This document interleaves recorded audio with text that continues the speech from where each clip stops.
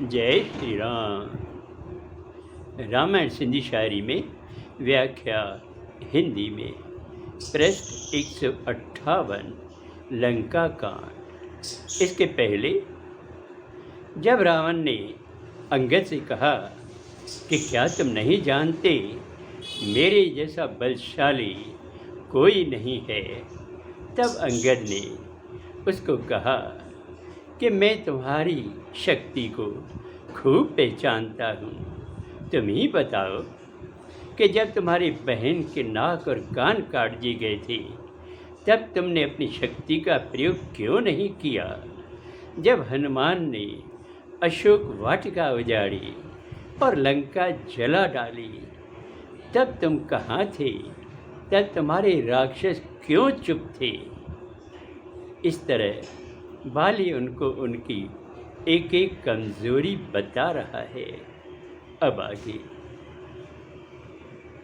हिक रावण पाताल वञे थो, बलख जीतण लाइ अचे थो, सो त तबेले सां ॿधिजे थो, बल कृपा सां सो छॾिजे थो।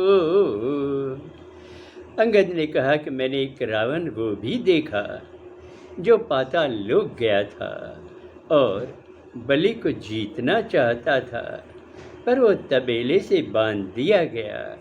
बलि की कृपा से ही उसे छोड़ा गया।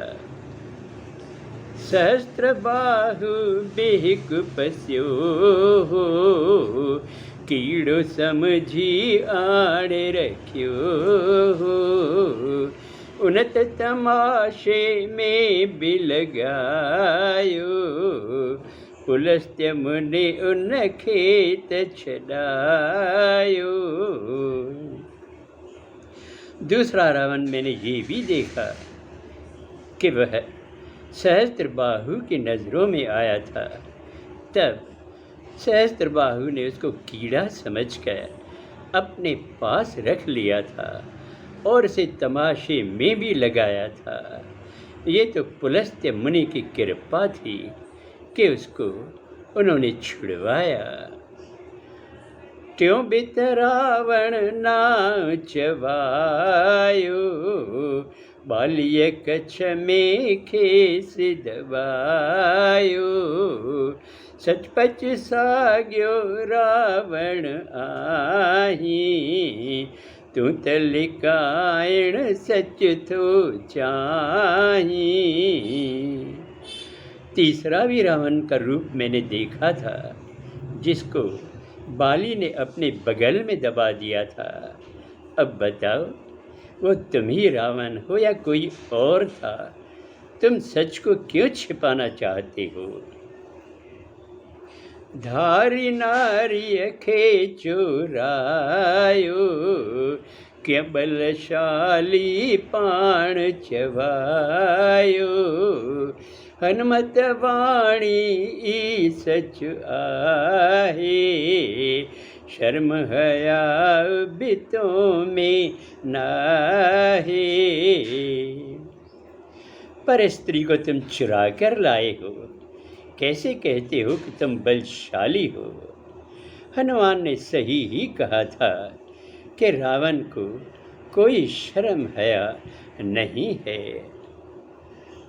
चुमदड़ वचन निपारो चाढ़ियो, बक बक बंद करी रावण डाढ़ियो, तुझे स्वामी खे डप आहे, इन लका सिद्ध थो पहुँचाए।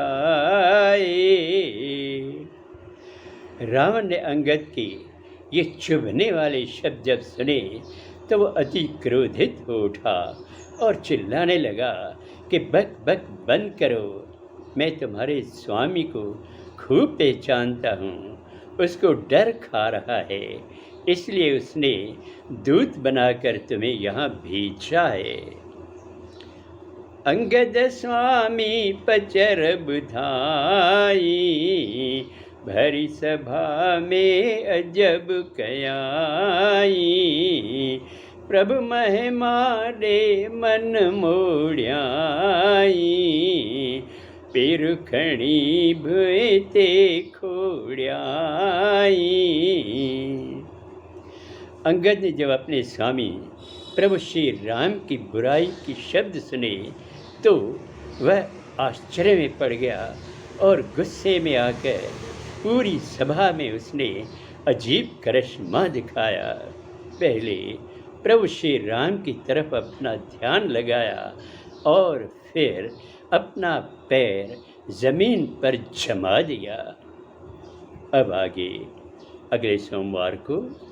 जय श्री राम।